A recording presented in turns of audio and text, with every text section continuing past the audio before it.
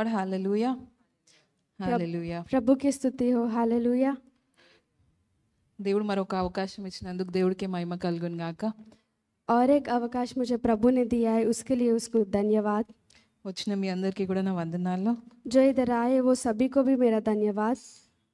So ఇవాళ వాక్య ధ్యానం చేద్దాం అన్నప్పుడు ఇక్కడ ఉన్న వాళ్ళందరూ, వచ్చిన వాళ్ళందరూ, కూడుకున్న వాళ్ళందరికీ, ఇక్కడ ఎవరికన్నా నాకు ఏం ప్రాబ్లం లేదు, I'm perfectly fine, I'm very much happy with my life అని ఎవరైనా ఉన్నారా? అక్కడ చేతులు ఎత్తుతారా చూద్దాం.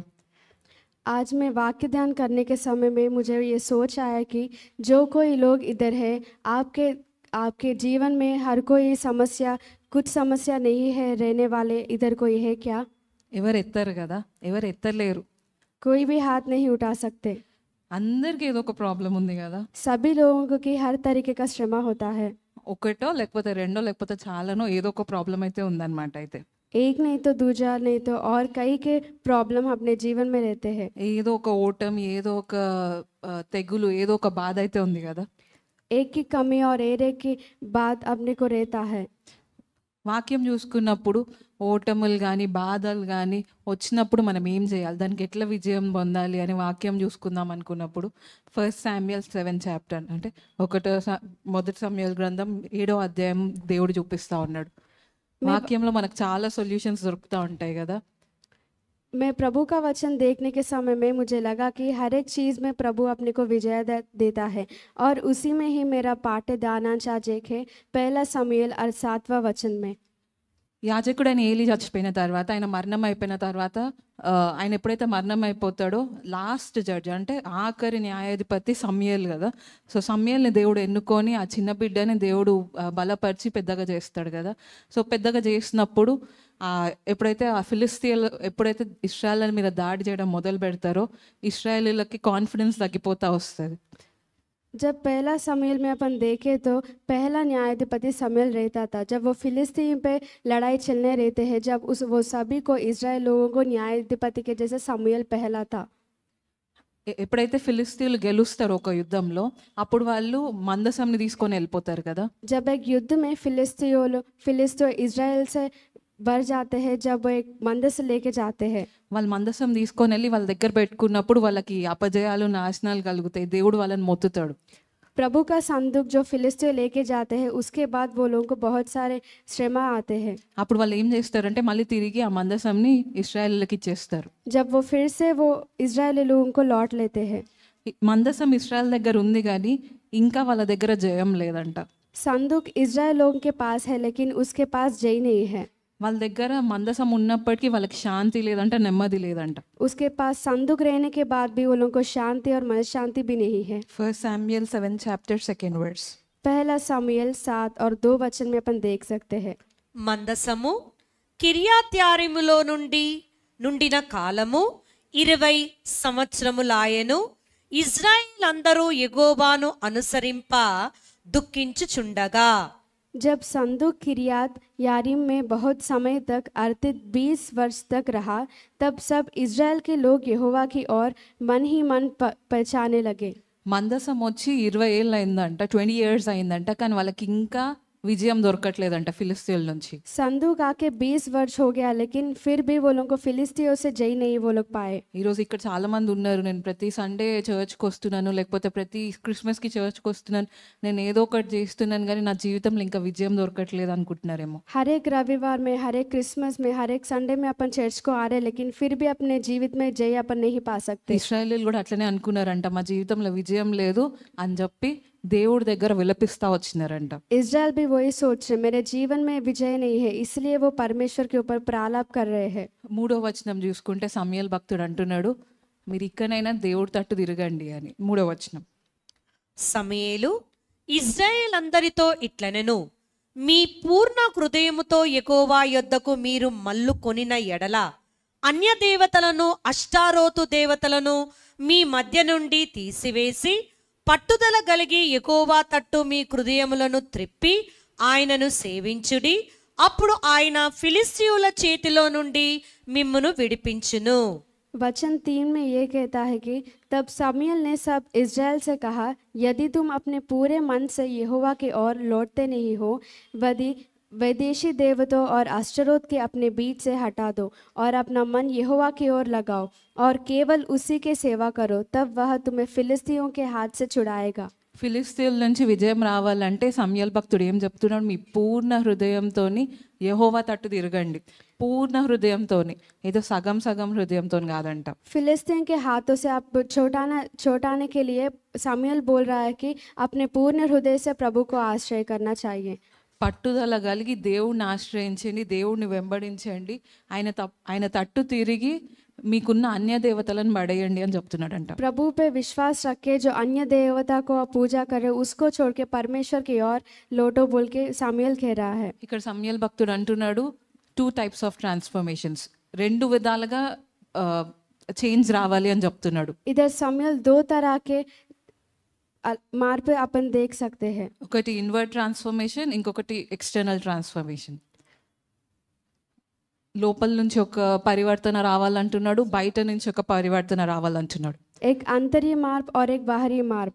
సో అప్పుడు సమయల్ భక్తుడు ఏమంటున్నాడు? మొదట దేవుడి తట్టు మీ హృదయం తిప్పండి అంటున్నాడు. जब सामुएल क्या कर रहे हैं, पहले आप प्रभु के ऊपर अपना मन लगाओ। ఫస్ట్ ఇంటర్నల్గా మనం సొంతంగా మనం రిపెంట్ అయితే, మనం పశ్చాత్తాపడితే దాన్ని ఇంటర్నల్ రిపెంటెన్స్ అంటాం కదా. जब अपन अपने आप को प्रभु को स्वीकार करते, पश्चाताप करते, जब उसको పశ్చాత్తాపి कहते हैं। మనం పశ్చాత్తాపడ్డప్పుడు అది పక్కన వాళ్ళకి తెలియకపోవచ్చు, కానీ దేవుడు మన జీవితంలో అప్పుడే కార్యం స్టార్ట్ చేస్తాడంట. अपन पश्चाताप पड़े जब दूसरे लोगों को नहीं मालूम पड़ता, लेकिन वो सिर्फ परमेश्वर को दिखता है। ఎప్పుడైతే మనం మన లోపల నుంచి ఆ చేంజ్ వస్తుందో, ఆ మార్పు వస్తుందో, మనం బయట కూడా అట్లాంటి క్రియలే చేస్తామంట. जब अपन अंदर से बदलते हैं, बाहर भी उस तरीके क्रिया अपन करते हैं। సో ఫస్ట్ అంటున్నాడు మీ హృదయాన్ని తిప్పండి దేవుడి తట్టు, మీ హృదయాన్ని తిప్పి దేవుడి ముందు మీ పాపాలను ఒప్పుకోండి అంటున్నాడు. तो पहला कह रहा कि अपना मन को बदलो और पाप को छोड़ के परमेश्वर के पास आओ बोल रहे। And second thing external transformation. ఏదైతే సమయల్ భక్తుడు అంటున్నాడో, మీరు ఎప్పుడైతే మీరు హృదయాన్ని మార్చుకుంటారో మీకున్న విగ్రహాలని, మీకున్న అన్య దేవతలను పక్కన పెట్టేసేయండి అంటున్నాడు. सामुएल कह रहा है कि बाहर का चीज़ आप लोग बदलो, जो बाल और अश्तरोत को आप दिया कर रहे हो उसको छोड़ के यहोवा की सेवा करो। ఈ మాటలు ఇశ్రాయేలీలకే కాదు, మనకు కూడా వర్తిస్తుంది కదా. ये वचन सिर्फ इक्याल को नहीं, अपने को भी होता है। ఫస్ట్ మన పాపాలను మనం ఒప్పుకోవాలి కదా. पहला अपने पाप को अपन पश्चाताप होना चाहिए। తర్వాత ఏదైతే మనం దేవుడి దగ్గర నుంచి దూరం చేస్తుందో, ఏదైతే దేవుడి దగ్గర నుంచి మనం తిప్పకుండా చేస్తుందో అవన్నీ పడేయమని చెప్తున్నాడు. उसके बाद जो चीज़ अपने को परमेश्वर से दूर कर रहा है उसको छोड़ दे के प्रभु के ऊपर विश्वास रखना बोल रहे। మీరు ఈ వాక్యంలో చూస్తే అక్కడ ఇశ్రాయేలీయులు బయలు ఇంకా అష్టరోతు దేవతలను అనుసరిస్తా వచ్చినారంట. ये वचन में देखो तो इक्याल लोग बाल और अश्तरोत को दिया करते हुए आ रहे हैं। వాళ్ళకి యెహోవా దేవుడు తెలుసు, అయినప్పటికీ ఆ అన్య దేవతలని పూజించడం స్టార్ట్ చేసినారంట. उनको परमेश्वर मालूम है, लेकिन वो लोग विदेशी देवताओं को पूजा कर रहे हैं। ఎందుకంటే ఆ కాలంలో బయలుదేవత అంటే he is a god of success, అంటే విజయానికి ఒక దేవుడు అన్నమాట. उस समय में बैल देवता मतलब विजेता पाने वाली देवता। మంచి పంటలు రావాలన్నా, లేకపోతే మంచిగా హార్వెస్ట్ కావాలన్నా ఫస్ట్ ఈ దేవుడికి పూజ చేస్తుండేనంట అన్యులు. अच्छा चीज़ आने के लिए, अच्छा फल फलने के लिए ये विदेशी देवता को वो लोग पूजा करते थे। ఈ బయలు దేవుడితో ఉండే దేవత అష్టరోతు దేవత అంట. ये बैल देवता के साथ जो थी वो अश्तरोत देवता थी। హిస్టరీ చూసుకుంటే అష్టరోతు దేవత అంటే చాలా షీజ్ అ స్కాండల్ గాడెస్ అన్నమాట, అంటే అశ్లీలమైన దేవత. अपन चरित्र में देखे तो ये बहुत अश्लील का भगवान है। అట్లాంటి దేవతలను ఇశ్రాయేలీయులు వెంబడించడం స్టార్ట్ చేసినారు. उस तरह का देवताओं को इक्वाल ने उसके पास चलते गए वो लगाए हैं। ఈ తప్పులను బట్టి దేవుడు ఇశ్రాయేలీయులను వదిలేసి వాళ్ళని ఈ ఫిలిస్తీన్ల చేతులకు అప్పగిచ్చేస్తా ఉన్నాడు. ये गलती के हिसाब से इक्वाल को परमेश्वर ने फिलिस्तीन के हाथ में छोड़ दिया है। సమయల్ భక్తుడు ఎప్పుడైతే అట్లా చెప్తాడో ఇన్స్టెంట్గా ఇశ్రాయేలీయులకు కోపం రాదు, ఇన్స్టెంట్గా వాళ్ళకి మేము కరెక్టే చేస్తున్నామని సమర్థించుకోరు. जब सामुएल ने इक्वाल से ये कहता है, जब भी वो लोग नहीं सोचते कि मैं सही कर रहा हूँ, అప్పుడు సమయల్ భక్తుడు అంటే మీకు పక్షంలో నేను ప్రార్థిస్తాను, మీరు కూడా దేవుడి తట్టు తిరగండి అని చెప్తాడు. जब सामुएल कहता है मैं आपके बारे में प्रार्थना करता हूँ, तो मैं विनती करता हूँ कि आप परमेश्वर की ओर मुड़ो। అప్పుడు వాళ్ళు ఇశ్రాయేలీయులు అందరూ కలిసి ఏం చేస్తారు తెలుసా? 6వ వచనం. जब इक्वाल मिलके 6 वचन पे देख सकते हैं।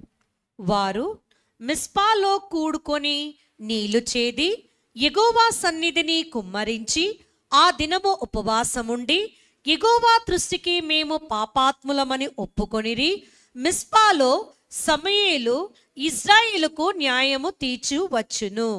तब वे मिस्पा में इकट्ठे हुए और पानी लेकर यहोवा के सामने बहाए और उस दिन उपवास किया और वही कहने लगे, हमने यहोवा के विरुद्ध पाप किया। और शमूएल ने मिस्पा में इस्राएलियों को न्याय किया। మిస్పా అనే చోట కూడుకొని యెహోవా దగ్గర ఆయన సన్నిధిలో నీళ్లు కుమ్మరించినారంట. मिस्पा में वो लोग इकट्ठे होके परमेश्वर के मंदिर में वो लोग पानी बहाए हैं। నీళ్లు కుమ్మరించి యెహోవా దృష్టికి మేము పాపులమే అని ఒప్పుకున్నారంట. पानी बहा के मैं परमेश्वर की दृष्टि में पापी हूँ बोल के वो लोग मुंह से बोल रहे हैं। నీళ్లు కుమ్మరించడం అన్నప్పుడు ఇదేందో పూజలాగానో లేకపోతే అన్య ఆచారంలా కాదు కానీ पानी बहाने का मतलब वो अन्य आचार नहीं है, लेकिन కానీ అక్కడ దాని ఇంటర్నల్ మీనింగ్ ఏంటంటే మీ హృదయం దేవుడి సన్నిధిలో కుమ్మరించుకోమని వాక్యంలో ఉంది కదా. उसका अंदर का मतलब है कि अपना पूर्ण हृदय परमेश्वर की ओर लगाओ बोल के उसका है। మీకున్న బాధ వేదన లేకపోతే మీకున్న తలంపులు కానీ లేకపోతే మీ పాపంను దేవుడి దగ్గర హృదయం కుమ్మరించుకొని ఇంకా మీ మనసులో ఏ చెడు లేకుండా దేవుడి దగ్గర కుమ్మరించుకోమని వాక్యంలో ఉంది కదా. आपके पास जो पाप है, दुख है, और वो पाप भी परमेश्वर के सामने वो बहकर आपको पापाश्रित रहना चाहिए। నీళ్లు కుమ్మరించినట్టు ఆయన సన్నిధిలో వాళ్ళ హృదయాలను కుమ్మరించుకొని వాళ్ళ పాపాలను ఒప్పుకున్నారంట. पानी बहाने के जैसा प्रभु के मंदिर के सामने वो लोगों के पाप को बहाते हुए वो प्रभु की आराधना कर रहे हैं। సమూయేలు భక్తుడు చెప్పంగానే వాళ్ళు అది చేసినారు. सामुएल बोलने के बाद ही वो लोग कहते हैं। ఈ రోజు ఎట్లయిపోయిందంటే దైవ సేవకుడు గద్దిస్తే ఇన్స్టెంట్గా సేవకుడు నన్ను తిడుతున్నాడు లేకపోతే నన్ను అంటే నచ్చట్లేదు లేకపోతే నేనేదో ప్రోగ్రెస్ అవుతున్నాను నా లైఫ్లో అందుకే నచ్చట్లేదు కాబట్టి సేవకుడు నన్ను ఆపేస్తున్నాడు అనుకుంటారు.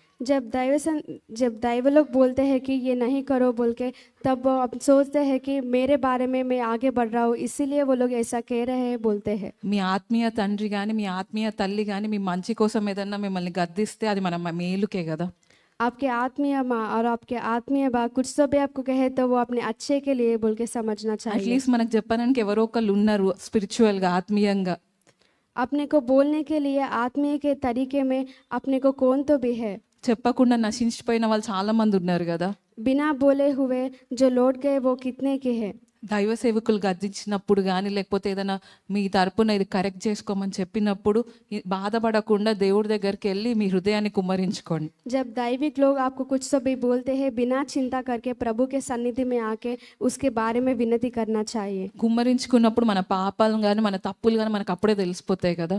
जब अपन प्रभु के भवन में अपने हृदय को रखते हैं, जब अपना पापाश्रित और अपना पाप अपने को मालूम पड़ता है। వాళ్ళు ఇశ్రాయేలీలు ఇక్కడ చేసిన ఇంకొక పని ఏంటంటే ఉపవాసం ఉన్నారంట. इक्वाल लोग इधर भी वो लोग उपवास थे। ఉపవాసం అంటే దేవుడి దగ్గర మనల్ని మనం తగ్గించుకోవడం కదా. उपवास बोले तो प्रभु के सामने अपन छोटा करके रहना। దేవా ఇప్పుడు నీతోనే నేను సరిగ్గా ఉండాలి, నాకేదో నువ్వు ఆశ్చర్య కార్యం చేస్తావని కాదు కానీ నీ దగ్గర నేను సరిగ్గా ఉండాలి అని ఉపవాసం చేసినారంట.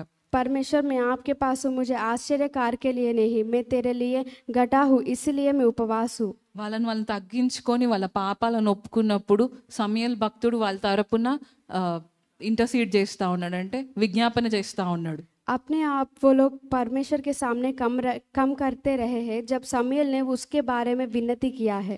ఇశ్రాయేలీలు ఇట్లాంటి ఫాస్టింగ్లో కూడుకున్నారంట. ఒక సంఘం లాగా మొత్తం అందరు ఇశ్రాయేలీలు అందరు కూడుకొని దేవుడి దగ్గర వాళ్ళు ఫాస్టింగ్ చేస్తూ వచ్చినారంట. इक्वाली ये उपवास के कूटम में इकट्ठे हुए और सभी लोग भी परमेश्वर से विनती बोल रहे हैं और विनती कर रहे हैं। ఈరోజు మనం అనుకుంటాం సంఘంకి రావడం ఎందుకు, నేను ఇంట్లోనే చూస్తాను లైవ్, లేకపోతే నాకు ఇన్ని పనులు ఉన్నాయి నేను ఇంట్లో నుంచి అన్ని పనులు చేసేసుకుంటాను, చర్చ్కి వచ్చి ప్రేయర్ చేసుకున్నా దేవుడు వింటాడు లేకపోతే ఇక్కడ కూడా వింటాడు అని అనుకోవచ్చు. आज का दिन अपन सोचते क्यों प्रभु के भवन में जाना, मैं लाइव में देख लेती हूँ, इधर ही घर में बैठ के लाइव में देख के प्रभु की आराधना करता हूँ बोल के आप सोचते होगे। కానీ సంఘంగా కూడుకొని ఉపవాసం చేసినప్పుడు లేకపోతే ఏకంగా మొరబెట్టినప్పుడు దేవుడి హృదయం కదిలిపోతుందంట వాక్యంలో ఉంది. जब हम सभी भी एक रह के प्रभु की स्तुति करते हो, जब मंदिर में आश्चर्य कार्य अपने जीवित में होता है, ఆయన సన్నిధిలో ఉన్నప్పుడు సంపూర్ణ సంతోషం అంట. उसके भवन में है जब संपूर्ण आनंदित अपने को मिलेगा। ఇశ్రాయేలీలు అందరు కూడుకొని దేవుడి దగ్గర మొరబెడుతున్నారంట. इक्वल सभी लोग मिलके परमेश्वर के सामने वो विनती कर रहे हैं। అప్పుడు ఇశ్రాయేలీలకు కూడా ఒక ప్రాబ్లం వచ్చిందంట. जब इस्राएल लोगों को भी एक समस्या आया है। 7వ వచనం, 7वां वचन, ఇశ్రాయేలు మిస్పాలో కూడియున్నారని ఫిలిష్తీయులు వినినప్పుడు ఫిలిష్తీయుల సర్దారులు ఇశ్రాయేళ్ల మీదికి వచ్చిరి. ఈ సంగతి ఇశ్రాయేలు విని ఫిలిష్తీయులకు భయపడి, మన దేవుడైన యెహోవాను ఫిలిష్తీయుల చేతిలో నుండి మనలను రక్షించినట్లుగా మా కొరకు ఆయనను ప్రార్థన చేయుట మానవద్దని సమూయేలు నొద్ద మనవి చేసిరి. సో ఇందాక 7th verse లో చూసుకుంటే ఇశ్రాయేల్ అందరూ కూడుకొని దేవుడి దగ్గర మొరబెట్టుకుంటున్నారంట. అప్పుడే ఫిలిస్తీన్లు వచ్చేసినారంట. जब फिलिस्तियों ने सुना कि इज़राइल के लोग मिस्पा में इकट्ठे हुए हैं, तब फिलिस्तियों के सरदार इज़राइल से लड़ने के लिए चढ़ाए. इज़राइली ने सुना है फिलिस्ती से डर गए हैं. जब इज़राइल के लोग ने शमूएल से कहा, यहोवा मेरे परमेश्वर है, प्रार्थना करना बंद मत करो, ताकि वो हमें फिलिस्तियों से हाथ से बचा लेगा. ఫిలిస్తీన్లు అనుకున్నారేమో ఇశ్రాయేల్ అందరు ఇప్పుడు ఫాస్టింగ్లు ఉన్నారు, వీక్ అయిపోయి ఉన్నారు, వాళ్ళకి ఇప్పుడు మనతోని యుద్ధం చేసేంత చేత కాదు అని. फिलिस्तियों सोच रहे कि इक्वाल लोग सारे भी परमेश्वर को उपवास है, वो लोगों को उतना ताकत नहीं है जो हमसे लड़ पाएगा. వాళ్ళు అనుకున్నారు మనం వెళ్ళి ఈజీగా గెలిచేస్తాము, దేవుడు కూడా వాళ్ళని కాపాడలేడు అని. वो लोग सोचते कि अपन आसानी से उधर जाके लड़ सकते हैं और विजय अपने को ही आएगा, वो लोग सोच रहे थे. వాళ్ళు వీక్ పొజిషన్లు ఉన్నప్పుడు వాళ్ళు అని అనుకొని వాళ్ళు వెళ్ళినారు అనమాట. वो लोग सोच रहे थे कि वो बहुत बलहीन है.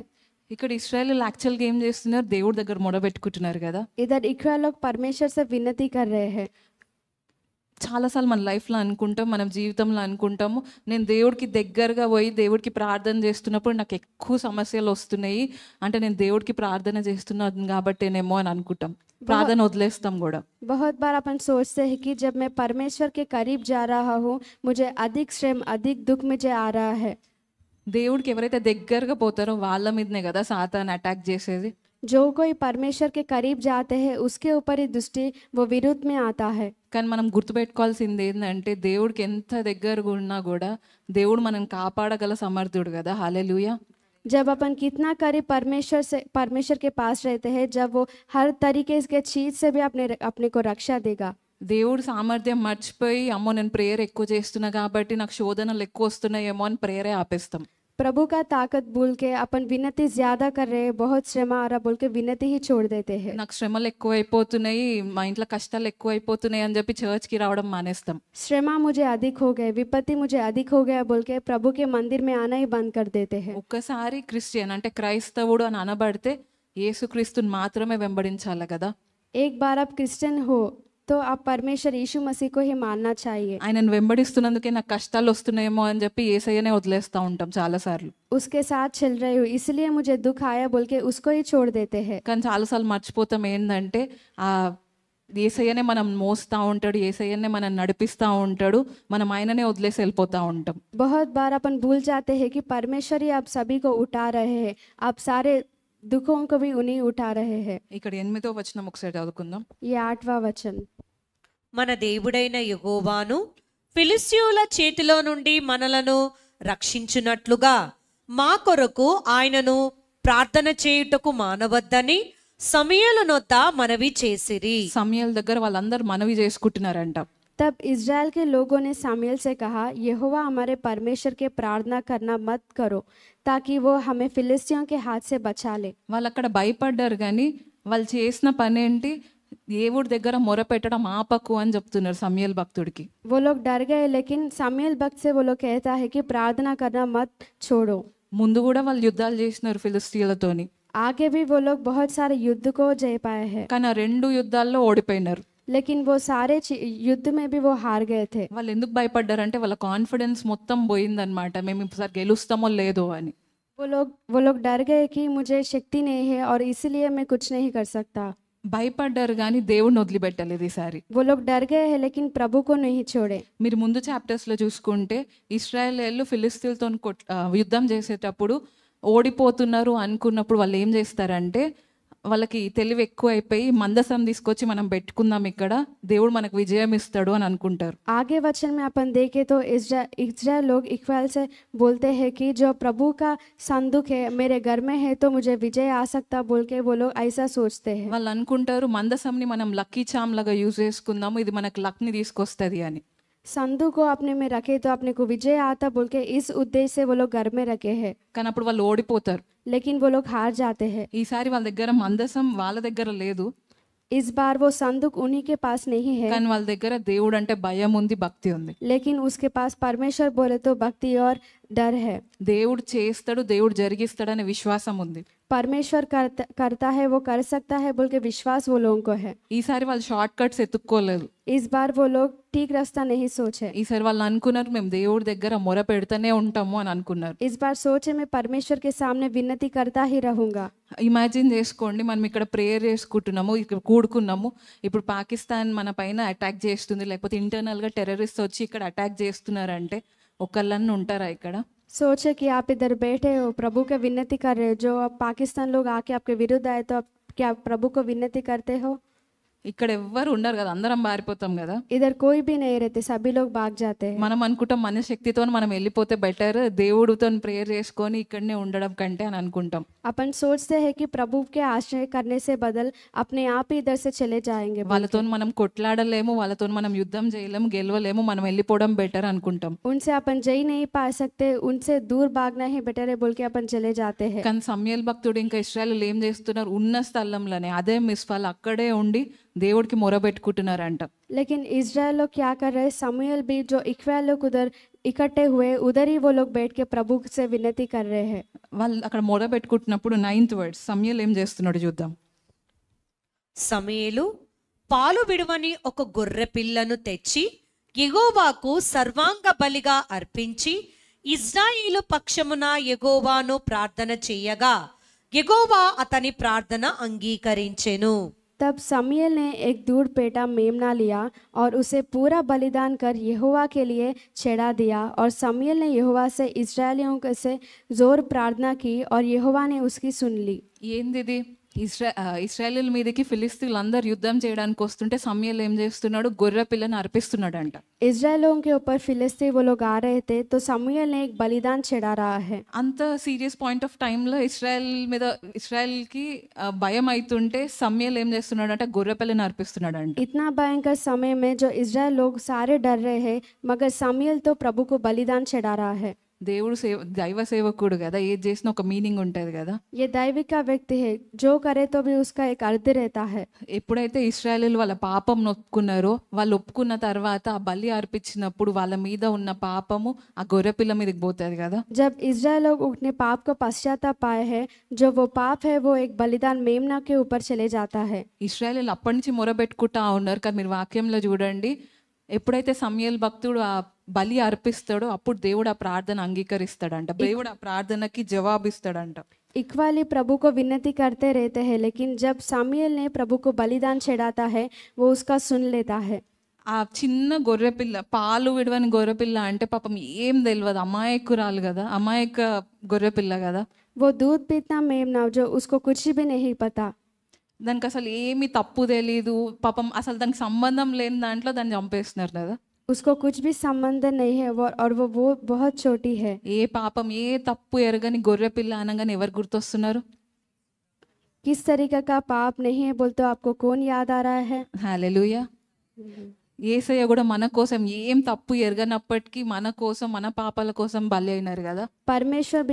परमेश्वर भी कोई भी पाप नहीं किया, सिर्फ अपने के लिए बलिदान हो गया है। ఆయన మన పాపముల కోసం అంత ఘోర హింస పడి మన కోసం బలి అయినారు కదా సిలువ పైన. वो अपने पाप के लिए क्रूस में लहू बहाया है। రక్తం చిందందే పాప క్షమాపణ లేదని వాక్యమే అంటుంది. बिना खून के पापस क्षमापण अपन नहीं पा सकते। ఎప్పుడైతే ఆ గొర్రె పిల్లని బలి అర్పించి సమయల్ భక్తుడు మళ్ళీ ప్రార్థన చేస్తాడో దేవుడు అంగీకరించేసిండంట ఆ ప్రార్థనని. जब वो समूएल बलि चढ़ाने के बाद प्रभु से विनती करता है, जब यहोवा ने उसकी सुन लेता है। అక్కడ సమయల్ భక్తుడు మెయిన్ గా దేనికోసం ప్రార్థన చేస్తున్నాడంటే ఈ జనుల పాపంని క్షమించి నువ్వు వాళ్ళ తోడుండని చూపిమని అంటున్నాడు సమయల్. इधर समूएल ने प्रभु से ये विनती करता है कि इसके पाप को छोड़ के उसके साथ तू रहे बोल के प्रभु से विनती करता है। है। దేవుడు అంగీకరించినప్పుడు సగం విజయం అక్కడనే వచ్చేసింది కదా. जब प्रभु आपको मान लेता है उधर ही आपको एक विजय आ जाता है। సగం ఏంది, కంప్లీట్ దేవుడు మాట సెలవిస్తే జరగంది ఏమన్నా ఉంటుందా? आधा नहीं, जो परमेश्वर आपको बोलता है वो नहीं होने का कारण नहीं हो सकता है। దేవుడు ఇక్కడనే విజయం ఇచ్చిందని అర్థమవుతుంది కదా. परमेश्वर इधर ही आपको विजय दे, इधर ही अपन समझ लेते हैं। అప్పుడు దేవుడు తన మహిమను చూపించుకుంటాడంట. Verse number 10. సమూయేలు దహనబలి అర్పించుచుండగా ఫిలిష్తీయులు యుద్ధము చేయుటకై ఇశ్రాయేలు మీదికి వచ్చిరి.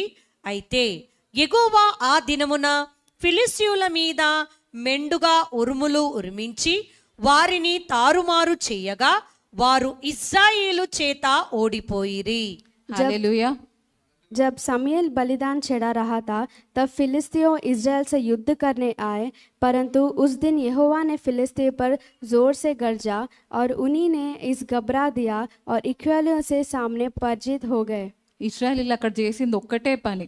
इस्राएल वो लोग एक ही काम किया है, అక్కడ మొరపెట్టుకున్నారు, దేవుడి దగ్గర వాళ్ళ పాపాలు ఒప్పుకున్నారు.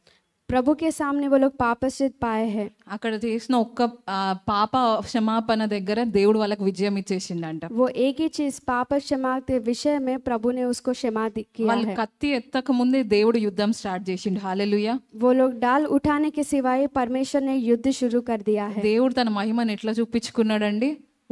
ఉరిమించి అంట. परमेश्वर ने वो लोगों के ऊपर गर्जा किया है।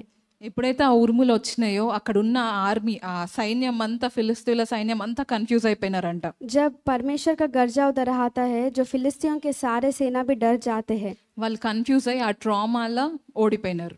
वो लोग घबरा के उस तरीके से वो लोग हार गए थे। దేవుడి హస్తం, దేవుడు మన పక్షంగా ఉండగా మనకు విరోధి ఎవరు? प्रभु परमेश्वर अपना पक्ष है तो पे कोई भी विरोधी नहीं आता है। దేవాది దేవుడే వాళ్ళ పక్షంన యుద్ధం చేస్తున్నప్పుడు ఫిలిస్తీన్లకు భయం అయిపోయింది. परमेश्वर इक्राल के साथ था तो फिलिस्तीन इस चीज से वो लोग डर रहे थे। ముందు ఆ శత్రువులకి జయం వచ్చిందేమో కానీ ఇప్పుడు ఎప్పుడైతే దేవుడు ఇశ్రాయేల్ పక్షంలో వచ్చిండో వాళ్ళకి విజయం మాత్రమే వచ్చింది కదా. आगे में शत्रुओं को विजय आया, लेकिन जब परमेश्वर इजराइल के साथ था, जब विजय बोल तो इजराइल के लोगों के में ही था।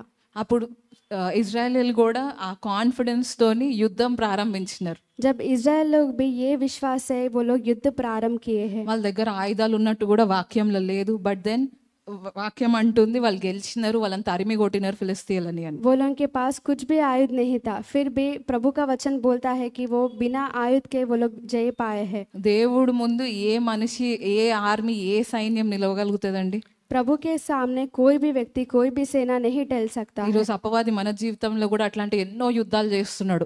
आज अपवादी भी अपने जीवन में बहुत सारे युद्ध लेके आया है। అట్లాంటి ప్రతి యుద్ధంలో దేవుడు మీకు విజయం ఇస్తా అంటున్నాడు. वो सारे युद्ध में भी परमेश्वर आपको जय देता है। But when if you are with God, वो कभी आप परमेश्वर के साथ होना तब भी। ఎప్పుడు ఆ విజయం ఇస్తా అంటున్నాడు? దేవుడితో మీరు సరిగా ఉన్నప్పుడు. कब वो विश्वास आपको देता है? जब वो परमेश्वर के साथ होते हैं। దేవుని ఎదుట మీ హృదయం కుమ్మరించుకున్నప్పుడు, परमेश्वर के सामने आपके हृदय को बहाने के बाद, యేసయ్య మీ సొంత రక్షకుడు అయినప్పుడు ఆయన రక్తం మిమ్మల్ని కాపాడుతుందంట. यीशु मसीह आपका सొంత रक्षक होने के बाद आप जब स्वीकार करते हो तब भी।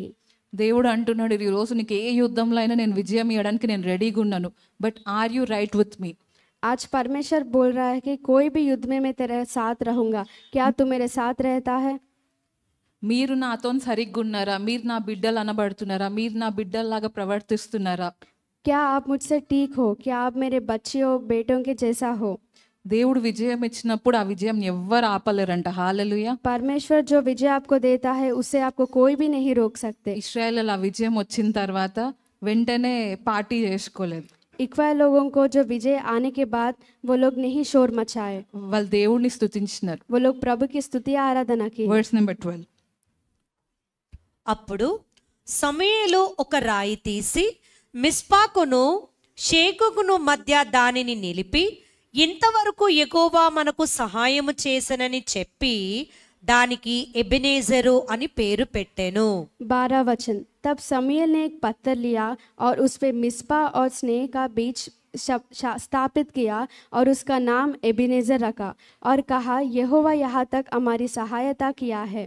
సమూయేలు అప్పుడు ఇమీడియట్ గా ఏం చేసినాడు? దేవునికి కృతజ్ఞతార్పణగా ఒక రాయిని నిల్చోబెట్టినాడంట. जब समूएल क्या किया है? कृतज्ञता से एक पत्थर टहलाया है। చాలా మంది అనుకుంటారు రాయి నించోబెట్టడం ఏంది, దానికి ఎబినేజర్ అని పేరు పెట్టడం ఏంది, దేవతలాగా దాన్ని పూజిస్తారా ఏమన్నా అని. बहुत सारे लोग बोलते हैं कि वो पत्थर ठहराने का मतलब क्या है, क्यों उसको पूजा कर रहे हैं, क्यों उसका नाम एबिनेजर है। అక్కడ వాళ్ళ రాయికి పూజ చేయట్లేదు కానీ ఒక గుర్తులాగా దేవుడు మనకు విజయం ఇచ్చినాడు, దేవుడు యుద్ధం చేసినాడు అని ఒక గుర్తులాగా రాయి నిల్చోబెట్టినాడు. वो पत्थर को वो लोग पूजा नहीं कर रहे हैं, लेकिन एक याद की तरह वो लोग उधर स्थापित किया है। మనుషులం కదా, చాలా తొందరగా మర్చిపోతాం. మనకి ఎవరైనా ఏదైనా మంచి చేస్తే వెంటనే మర్చిపోతాం. मनुष्य है नाम सभी भी जो अपने को अच्छा करते हैं वो जल्दी भूल जाते हैं। మనం ఎవరికైనా మంచి చేస్తే అది మనం లాస్ట్ వరకు గుర్తుపెట్టుకుంటాం. अपन किसी को अच्छा करे तो वो अंत तक अपन याद रखते हैं। ఇక్కడ వాళ్ళ సామర్థ్యంతో ఇశ్రాయేలు గెలిచినారా? वो उन्हीं के ताकत से क्या इजराइल लोग जीते हैं? వాళ్ళ బలంతో గెలిచినారా?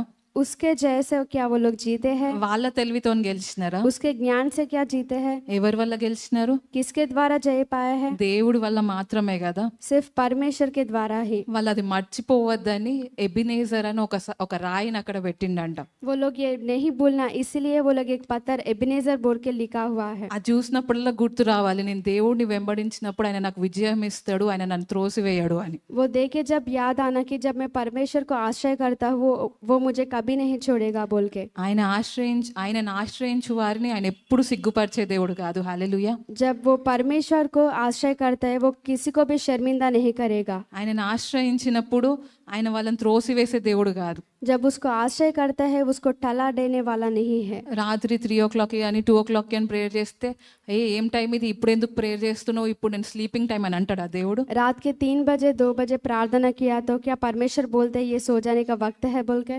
ఆయనకు మొరపెట్టినప్పుడు చిరాకు పడే దేవుడా? जब उनको विनती करे तो क्या वो चिंता करता है? ఇశ్రాయేల్ దేవుడు కునుకడు, నిద్రపోడు. इजराइल के परमेश्वर नहीं सोता है। ఆయన ఎప్పుడు మనల్ని ఎప్పుడు నిరంతరం కాచి కాపాడే దేవుడు కదా. वो हर चीज में भी अपन को रक्षा देने वाला है। మనం ఆయనను మొర పెట్టంగానే ఆయన జవాబిచ్చే దేవుడు అంట. जब अपन विनती नहीं करता है जब भी वो उत्तर देता है। మనం ఎంత పాప స్థితిలో ఉన్నప్పటికీ మనం ఆయన తట్టు తిరిగినప్పుడు ఆయన వెంటనే మనకి జవాబిచ్చేస్తాడంట. जब अपन कितना पाप में भी रहते हैं जब अपन प्रभु से विनती करता है वो उन्नत जवाब देता है। బిడ్డ చాలా చిన్న బిడ్డ పోయి మట్టిలో ఆడుకొని బురదలో మొత్తం డర్టీ అయిపోయి వస్తే వాళ్ళ మమ్మీ ఎట్లా తీసుకుంటది ఆ బిడ్డని? छोटी बच्ची जाके मट्टी में खेल के जब वो उसके माँ के पास वापस आती है क्या वो किस तरह से उसको स्वीकार करती है? పో పక్కింటి ఆంటీతో గడిగిపించుకోపో అంటదా? दूसरी जगह जाके दुलाले जा क्या बोलती है? ఆ బిడ్డని తిట్టో కొట్టో ప్రేమతో దగ్గర తీసుకొని మళ్ళీ నీట్ గా క్లీన్ గా చేస్తుంది కదా. वो बच्ची को पास लेके शुद्ध करके अपने पास रखती है। నువ్వు వద్దు, నువ్వు చాలా గలీజ్గా ఉన్నావు, డర్టీ ఉన్నావు, నువ్వు నా కూతురు కాదు, లేకపోతే నువ్వు నా కొడుకు కాదు అంటదా? तू गंदी है और मेरी पुत्र नहीं, मेरे पुत्र नहीं है बोल के क्या वो कहती है? తల్లి మర్చినను తండ్రి మర్చినను ఆయన హత్తుకునే దేవుడు అని వాక్యంలో ఉంది కదా. माँ बाप भूल गए तो भी परमेश्वर आपको आश्रय करने का परमेश्वर है। మరి అట్లాంటి దేవుడు ఈ రోజు మనకు అంటున్నాడు, నీకు నేను విజయం ఇస్తాను, నీకెందుకు భయం? आज परमेश्वर आपको कहता है कि मैं आपको विजय देगा, क्यों किस चीज से क्या आप डर रहे हो? విజయం వచ్చిన తర్వాత ఇశ్రాయేలుల కోసం సమూయేలు భక్తుడు ఒక పని చేస్తా ఉన్నాడు అనమాట. Verse number 17. जब अपने को जीत आता है जब समूएल ने एक चीज वो करता है। మరియు అతని ఇల్లు రామాలో నుండినందున అచ్చడికి తిరిగి వచ్చి అచ్చట కూడను న్యాయము తీర్చుచుండెను, మరియు అతడు అక్కడ యెహోవాకు ఒక బలిపీఠము కట్టెను. परंतु वह रामा में लौट आया क्योंकि वह उसका घर था, वहाँ इज़राइल का न्याय करता रहा। वो वही उनसे यहोवा के लिए एक वेदी भी बनाया था। అతడు అక్కడ యెహోవా కొరకు ఒక బలిపీఠం కట్టాను. वो उधर प्रभु के लिए एक संदूक बनाया है।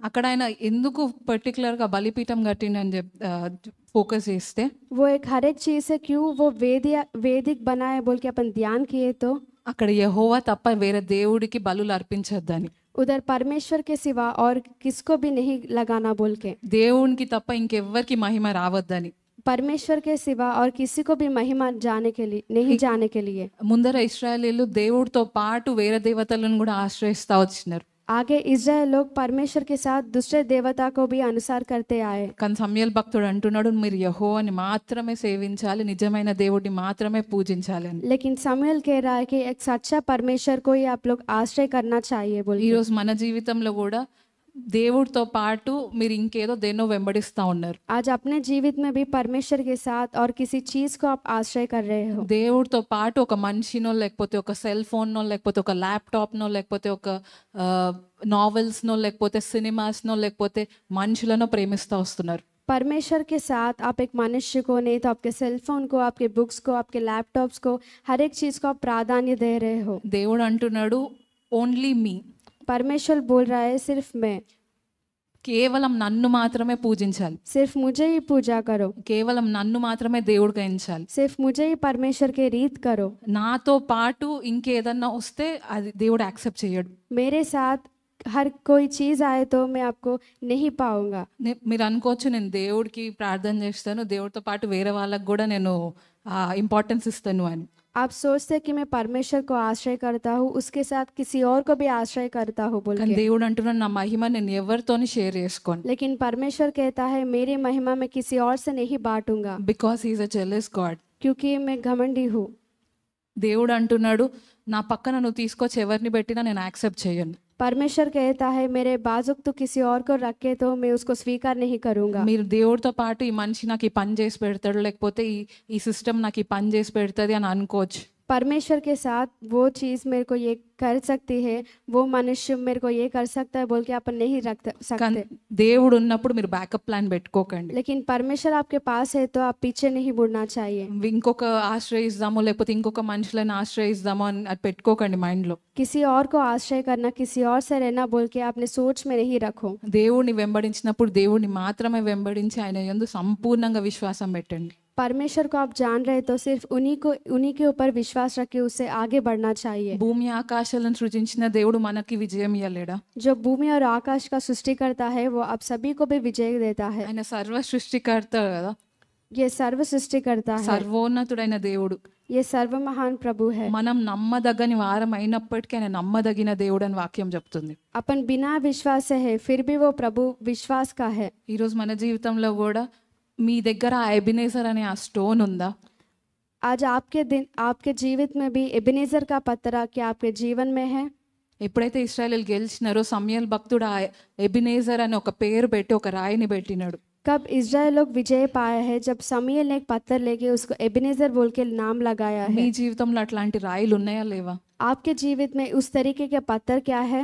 మనం ఎప్పుడైతే వీకెస్ట్ పొజిషన్లు ఉంటామో, ఎప్పుడైతే కష్టమైన పొజిషన్లు ఉంటాడో దేవుడు తనను తాను గొప్పగా మహిమపరుచుకుంటాడు. जब अपन नीच स्थिति में होते हैं, बलहीन स्थिति में होते हैं, जब वो परमेश्वर उसको उपयोग करता है.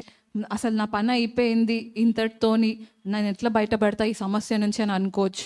मेरा काम हो गया, इस चीज से मैं किस तरीके से बाहर आऊंगा बोल के आप सोचते हो. వాళ్ళ వల్ల కాదు, వీళ్ళ వల్ల కాదు, మీ వల్ల కూడా కాదు, उसके द्वारा नहीं, इसके द्वारा नहीं, आपके द्वारा भी नहीं, దేవుడి వల్ల మాత్రమే అవుతుంది కదా. सिर्फ परमेश्वर के द्वारा ही होता है. దేవుడు మాత్రమే ఆ కార్యం జరిగించగలుగుతాడు. सिर्फ परमेश्वर ही वो कार्य को करता है. ఆయన నమ్మదగిన దేవుడు అని వాక్యంలో పదే పదే చెప్తా వస్తుంది. वो विश्वास का परमेश्वर है बोल के प्रभु का वचन बोलते ही जा रहा మీ है. జీవితంలో దేవుడు గొప్ప కార్యాలు చేసి ఉండొచ్చు. आपके जीवन में परमेश्वर अद्भुत कार्य किया होगा. ఇప్పుడు చేస్తున్నాడా? आज भी क्या आज कर रहे हैं? మీ జీవితంలో దేవుడు మీకు ఎన్నో మిరకల్స్, ఎన్నో అద్భుతాలు చూపించి ఉండొచ్చు. आज परमेश्वर अपने जीवन में बहुत सारे आश्चर्य कार्य दिखाए होंगे. ఇప్పుడు మీరు ఆ మిరకల్స్ ని చూస్తున్నారా? क्या आज आप वो आश्चर्य को आप देख रहे हो? ఇప్పుడు మీ మీ జీవితంలో ఆ గొప్ప కార్యాలను చూడగలుగుతున్నారా? क्या आज अपने जीवन में महत्व कार्य आप लोग देख रहे ఎక్కడ हो? ఎక్కడ మిస్ అయిపోతున్నాం, ఎక్కడ తప్పైపోతుంది? किधर आप टल रहे हो? దేవుడు అంటున్నాడు మీకు సహాయం చేయడానికి నా హస్తం చిన్నగా కాలేదు. परमेश्वर बोल रहा है कि आपको सहायता करने के लिए मेरे हाथ छोटे नहीं हुए. మీ పాపంలో నాకు అడ్డంగా వస్తున్నాయి కాబట్టి నేను మీకు హెల్ప్ చేయలేకపోతున్నాను. आपका पाप मेरे बीच में आ रहा है इसलिए मैं आपको सहायता नहीं कर रहा हूँ. God wants us to repent and turn towards him. परमेश्वर आपको पश्चाताप होके प्रभु के और मुड़े. మనం పశ్చాత్తాపపడి ఆయన తట్టు తిరగాలని దేవుడు ఆశిస్తా ఉన్నాడు. जब अपन पश्चाताप रह के प्रभु को और डलते हैं, जब परमेश्वर ये बोलता है, దేవుడు నన్ను ఇక్కడ వరకు నడిపించిండు, దేవుడు లేకపోతే నేను ఇక్కడ లేనన్న వాళ్ళ చేతులెత్తి హల్లెలూయా చెప్తారా? परमेश्वर ही मुझे इस तरीके से चिल्लाया है बोल के हाथ उठाए. దేవుడు అప్పుడు చేసినప్పుడు ఇప్పుడు చేయలేడా? जब परमेश्वर किया है कि आज नहीं कर सकते हैं, అప్పుడు చేసిన దేవుడు ఇప్పుడు ఇప్పుడు మీకు ఆ కార్యం చేయలేడా? जो जब किया है क्या आज वो नहीं कर सकता? అప్పుడు కాపాడిన దేవుడు మిమ్మల్ని ఇప్పుడు కాపాడలేడా? जब वो आपको बचा लिया कि आज नहीं बचा सकता? అప్పుడు స్వస్థతనిచ్చిన దేవుడు ఇప్పుడు స్వస్థతనియ్యలేడా? जब आपको स्वस्थता दिया है क्या आप नहीं दे सकता? అప్పుడు విజయం ఇచ్చిన దేవుడు ఇప్పుడు విజయం ఇయ్యలేడా? जब विजय दिया है कि आज नहीं दे सकते? ఎబినేజర్ అంటే సహాయపు రాయి కదా. एबिनेजर बोले तो सहायता का पत्थर। సహాయపు రాయి అన్నప్పుడు మనకి ఏ దిక్కు ఏ ఆధారం లేనప్పుడు ఉన్నది ఒక్కడే ఒక్క దేవుడు కదా. सहायता का पत्थर बोल तो अपन को किस तरीके का सहायता बिना होने के बाद भी सिर्फ वो ही बोलने का मतलब है। మ్యారథాన్ చూడండి, మ్యారథాన్స్ చూసినప్పుడు మీరు రన్నర్స్ని చూస్తారు కదా, వాళ్ళు ఉరుక్కుంటూ వెళ్తున్నప్పుడు 1 కిలోమీటర్ 2 కిలోమీటర్స్ 3 కిలోమీటర్స్ అని స్టోన్స్ ఉంటాయి కదా. अपन मैराथन देखे तो आप एक पत्थर देखते हैं 1 2 3 बोल के, उसमें सभी लोग मिलजुल के भागते हैं। మైల్ స్టోన్స్ అంటాం కదా, సక్సెస్ స్టోన్స్ అని. उसको माइल के पत्थर, विजय के पत्थर बोल के अपन कहते हैं। మీ జీవితంలో ఈరోజు ఆ మైల్ స్టోన్స్ ఉన్నాయా? ఎబినేజర్ని గుర్తు చేసే స్టోన్స్. अपने जीवित में भी क्या वो एबिनेजर को याद देने वाला माइलस्टोन्स आपके जीवित में है? ఒకవేళ మీ జీవితంలో అట్లాంటి రాళ్ళు లేవంటే ఈరోజు దేవుడిని అడగండి, దేవా నన్ను సరి చేయు, నేను తట్టు తిరిగి నేను ఒప్పుకుంటాను. మీరు విడిచిపెట్టలేని పాపంలో ఆయన ముందు ఒప్పుకోండి. उस तरीके से आपके जीवित में वो पत्थर नहीं है तो आज परमेश्वर से पूछो मेरे जीवित में वो पत्थर चाहिए बोल के। ఆయనను మాత్రమే వెంబడించి ఆయన ముందు ఒప్పుకున్నప్పుడు ఆ పాపంని వదిలిపెట్టడానికి దేవుడే మీకు శక్తి ఇస్తాడు. सिर्फ उसी को जान के प्रभु के और मुड़े तो जब आपके सारे पाप को पाप क्षमा का पा सकते हो। దేవుడు అంటున్నాడు గెట్ ఫస్ట్ రైట్ విత్ మీ.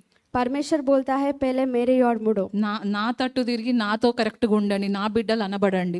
मेरे ओर मुड़ के मेरे बच्चों का मतलब అప్పుడు మీ कहलाओ। జీవితంలో ప్రతి విజయం ఏ అపవాది ఏ సాతాను ఆపలేడు. जब अपने जीवित में हर तरीके का जीत कोई भी आपको नहीं रोक सकता। దేవుడు అంటున్నాడు ఈ రోజు మీరు నాతో కరెక్ట్గా ఉంటే నేను మీతో విజయం పెడతాను అని. परमेश्वर कह रहा है आप मुझसे ठीक है तो मैं आपको विजय दूंगा। దేవుడు ఏదన్నా చేయగల సమర్థుడు అని నమ్మిన వాళ్ళందరూ హల్లెలూయా చెప్తారా? परमेश्वर हर चीज कर सकता बोल के हालेलुया बोलो।